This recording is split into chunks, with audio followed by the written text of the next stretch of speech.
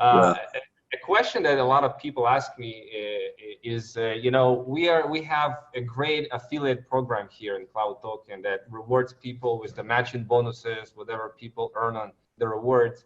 And you know, they keep asking me, well, the one of the main advantages you have is you have a really awesome trading engine that you developed, and they must be doing like at least 20% a month minimum in order to be able to actually, if everybody would withdraw the rewards they're earning from the affiliates program, it will cover that. So is that something that you're doing more than that? Like, what is the profitability of Jarvis approximately? Technically, I only need to make 18.7% to break even, right? That's the technical 18.7, which means that I need to do about 0.7-ish a day or so, actually, to hit that. So yeah, basically we are doing much more. You're doing more than that. That's amazing. Yeah. That must be one of the reasons why you keep expanding and growing, because you must be doing more than that, than what you're paying out. Well, one of the things that we understand from the very beginning is we cannot just only rely on crypto trade alone, okay? Because that itself is we cannot put everything into one basket. So actually we spread into like 4 different other traders, but it's still under one area, which is just trading. That is why we have diversified into telco now. So basically we have our own telco, and the telco business itself, you know, that is one of the most money-making business in the world. Basically, you'll be selling those packages, basically creating more revenue for the company. And yeah, I mean, we are giving a very good price for our own members itself, so that you can actually go anywhere in the world to spread the good news. But for the normal members, for the normal customers, or we call them, all right, well, we're giving them the same treatment, very simple. Instead of buying, topping up every month like any telco is doing, now we are doing something very special. You deposit in X amount, and if this X amount can pay for everything for years to come, you don't need to pay a single cent after that. So we believe that, you know, we don't need to make money from the data. We don't need to make money from this. We want to make money from every transaction that you make, like a toll gate, right? So basically, that's what we want to do. So you have all these different ways you profit, like trading is one of them, but you have the OTC, obviously you're going to take a piece of that. You have the merchant program, you'll make some revenues on that. You have the online travel agency that's coming. What you're planning to do, you have all these members and you come to these companies and say, we have all these people logging into the app every day, give us a good deal, give it a good discount, right? And that's what passing up to members. Yeah. Well, all I need to do is show that, okay, I have 850,000 members, accounts, and the ARPU is at least $1,000 each. Exactly. And so okay, how much do you want?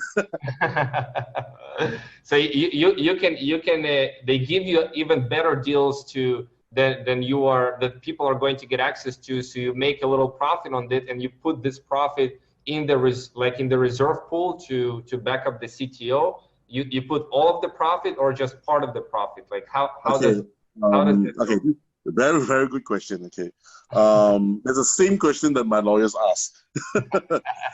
Okay, so basically the trade pool itself is where all your assets are in there, which will never be taken out. And whatever the trade is done, and the profit itself goes into a profit pool. What happened last time was we only put in 6 to 12%, right? If we were to make 20%, right, only 6 to 12 goes in there. So what happens to the 8, right? Basically, we use it as a smoothing fund. So basically what happens is it patches up the uncertainty of Jarvis not making enough for that particular day. So you actually patch it up. Right, like a backup. Yeah, but it is deemed illegal by my lawyers. So we have to actually push this to a fund. We call it a smoothing fund or operational fund or something, because it's actually taxable, who it belongs to and things like that, right? So yeah, we are based on the lawyers' this suggestion. We have to put it under operations, so it's a float that you can actually use it for something. Oh, I see. That's cool. Now I know that by the end of the year you'll have some limitations on Jarvis, and you have some new projects coming up. Is that because, like, I know the strategy for trading with $600 million is different than you are trading 20 Bitcoin, 30 Bitcoin. You've become a little bit like a whale in this. You know, you can affect the prices more when you have so much trading volume.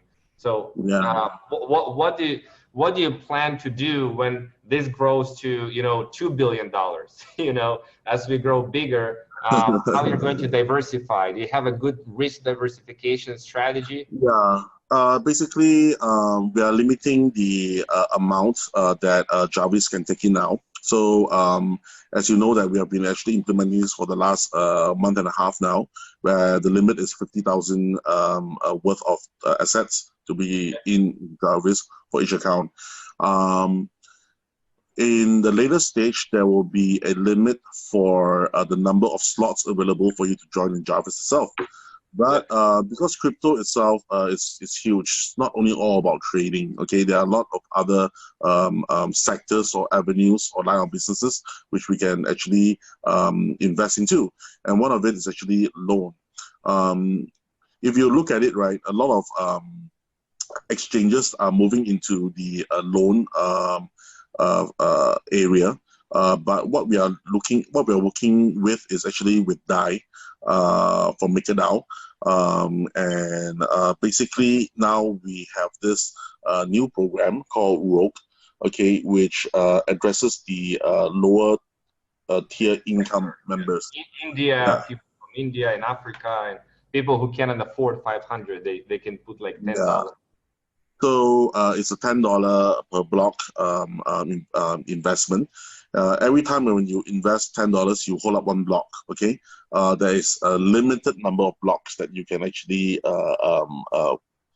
hold. Okay, so basically, if you were to put in, let's say a million people put in $10 each, right? So there's 10 million in the pool itself. As I said earlier on, the compound finance model will give a return of 11 to 16% or so on and so forth, right? And what basically we do is at the end of the 30 days, we would actually take this and split it into smaller pieces so that a portion of this million users will actually get a return for more than what they actually put in. So what happens to those that don't actually get a return? Well, it gets compounded, okay, into the next month. So hopefully you'll get it one day. All right. But it will also be with some kind of rewards program for those people to profit. Well, if you have 1 million people, of course, only 1,000 will actually get a reward at the end of the month. All right. But if you buy consecutively 30 days, so you can get reward, you can get a chance every day for the next 30 days, right? And yeah, all you do is just to spend $10 a day, which is like $300 a month, right? A lot of people also ask me if you ever take losses, like with every trade, you know, you enter into, you have 200 different trades going on at every time, plus minus, and oh yeah, there is definitely we have a loss changing sometimes. For example, as I said, it's not loss on the price or the value. We never lose on value. It's because I never know what is the value to start with. All right, you might be giving me Ethereum at $300, but when I start trading with it, it might be already 180, right? So basically, the loss that I have is only time loss. Either I don't trade with it, or the loss of me changing your Ethereum into, let's say, Bitcoin Cash, and I get less after I take Bitcoin Cash to change it back to Ethereum or something. All right. Yeah.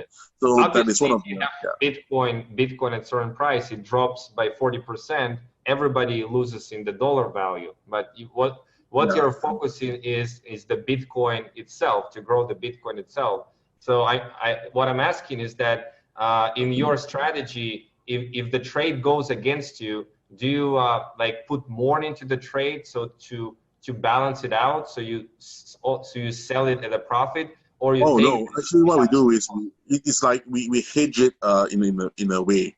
Okay. Of course we have more funds to actually go in. Okay. But also we will buy, we keep going in. First you must understand that if I don't trade with any of the asset that's given to me, I will lose money. So I have to do it very, very quickly. So once it's in, the system itself will determine, okay, what is the price, and then you will start to buy in small increments. So you'll keep buying. So we have average of like it goes down, you buy. It goes down, you buy. It goes down, you buy some more. It goes up, we buy as well. But then before we decide to buy, we'll see whether we need to sell or change to something else. All right. So actually based on this, and when you look at the graph, right, either it's actually volatile up or volatile down. What we're looking at is the rate or the volume of the volatile down based on the 16 pairs. Mm-hmm.